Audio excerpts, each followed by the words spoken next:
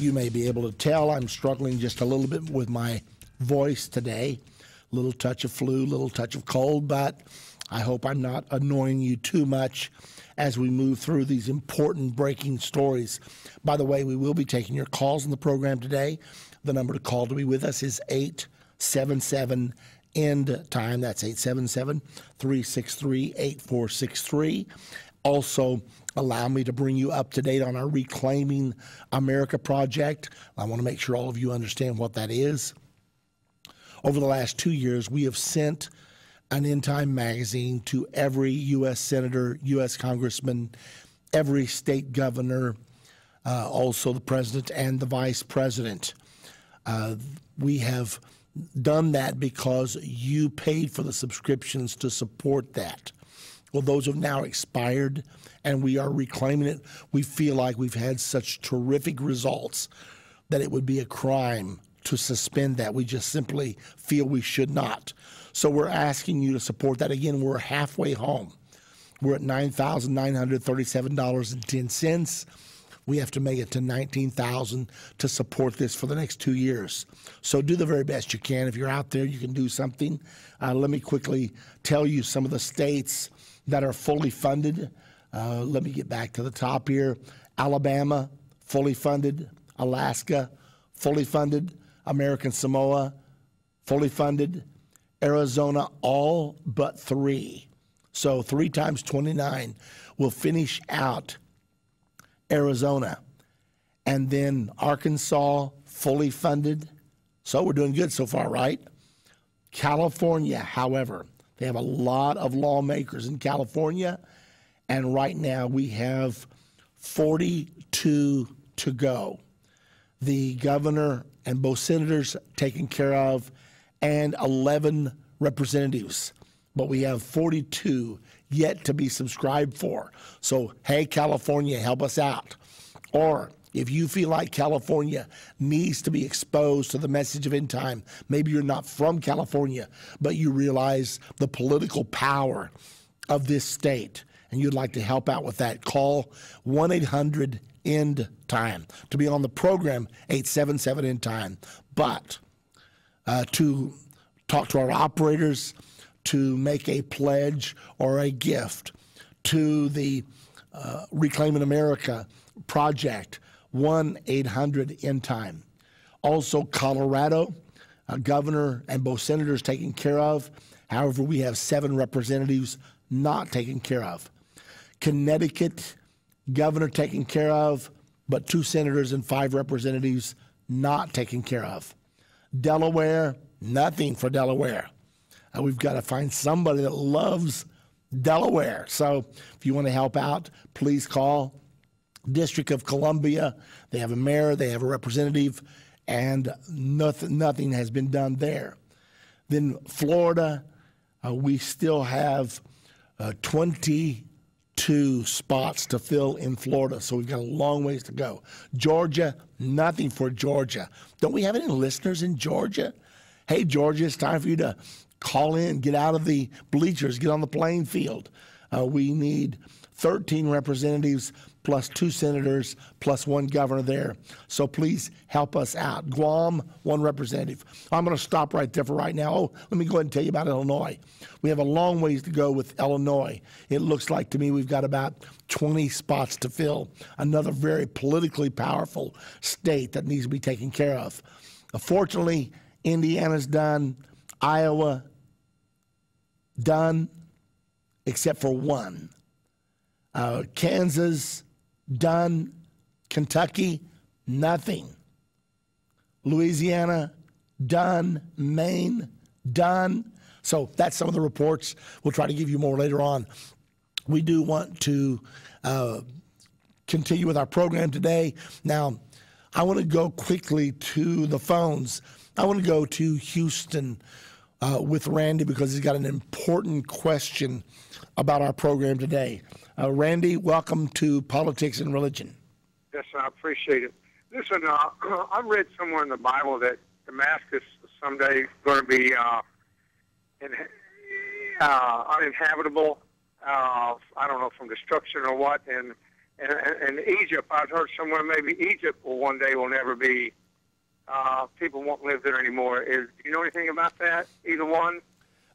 Yes, actually, Isaiah 17, verse 1, it states there that Damascus will be taken away and will no longer be a city.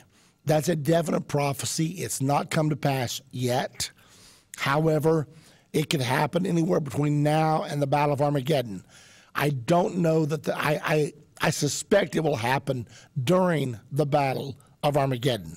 However, I don't think the Scripture times it exactly. So you're right about that. Now, as far as Egypt is going to fall under the reign of the Antichrist, but during the millennium, the Bible specifically says that both Egypt and Syria will return to the Lord. Of course, the whole world is going to be ruled by Jesus Christ at that time. But as far as Damascus, you're thinking of Isaiah chapter 17, verse number 1. Yes, sir. Well, I appreciate it. Thank you so much. Okay, you're most welcome. And with all the tensions presently building in Syria, that scripture has to come to mind, as Randy has said, because Bashar Assad is very vulnerable. It was 2 years ago or so, Assad was getting a little bit impudent and militant toward Israel, and Israel sent jet fighters in and buzzed his palace while he was inside. I mean, they came right over his head, created huge sonic booms. Didn't hurt him, but let it be known that if they had wanted to, that he would have been dead.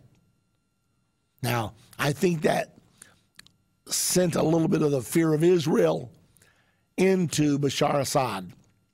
And they let him know, look, if we wanted you, we would already have had you. One of the interesting reports that has come out in the last week or so concerning the possible attack by Israel against Iran. You know, there's been a big debate. Does Iran have the ability, or does Israel have the ability to destroy the nuclear production capabilities of Iran? Some people have said Israel can't get the job done. I was listening to a YouTube presentation of an interview between Charlie Rose and Secretary of Defense for Israel, Ehud Barak. Charlie Rose asked him, do you have the ability to destroy the nuclear capability of Iran? And Ehud Barak said, I choose not to answer that question. Now, if he would have said no, then obviously that would be an admission that we can't attack Iran if we want to.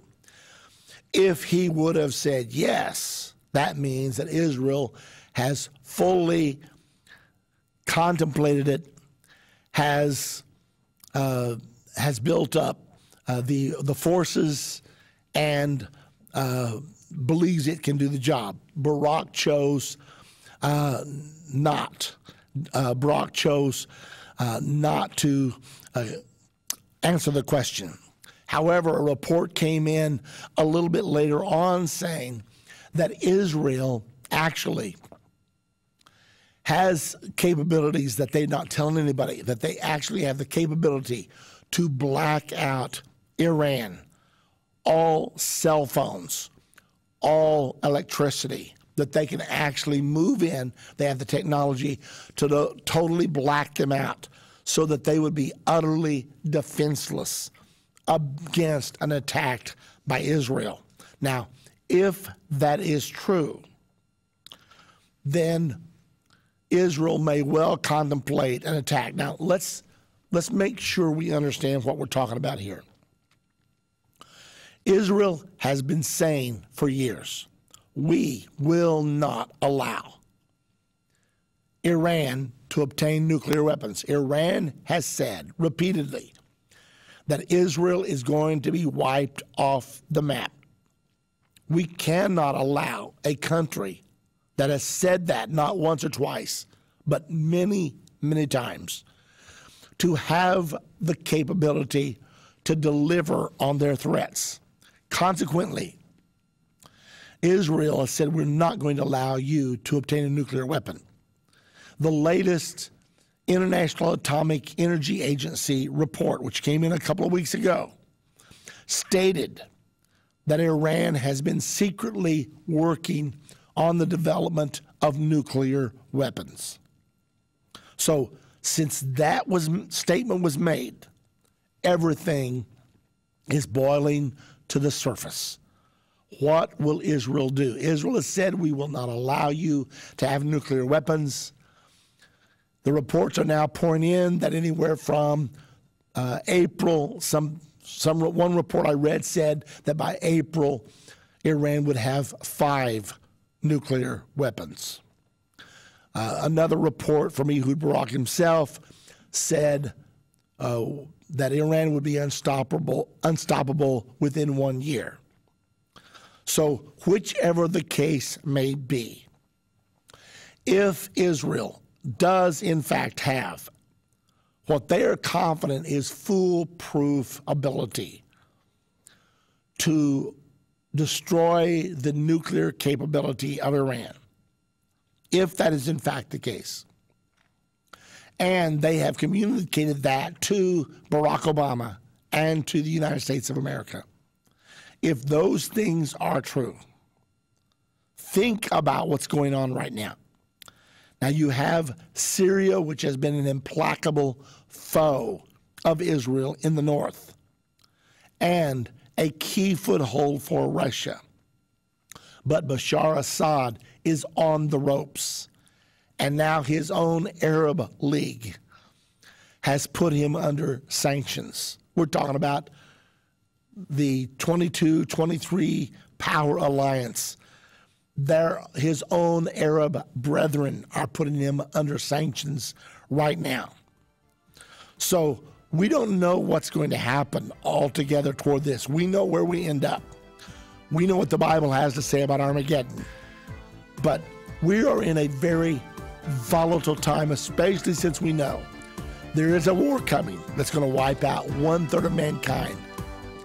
It will start from Turkey, Syria, or Iraq, according to the Bible.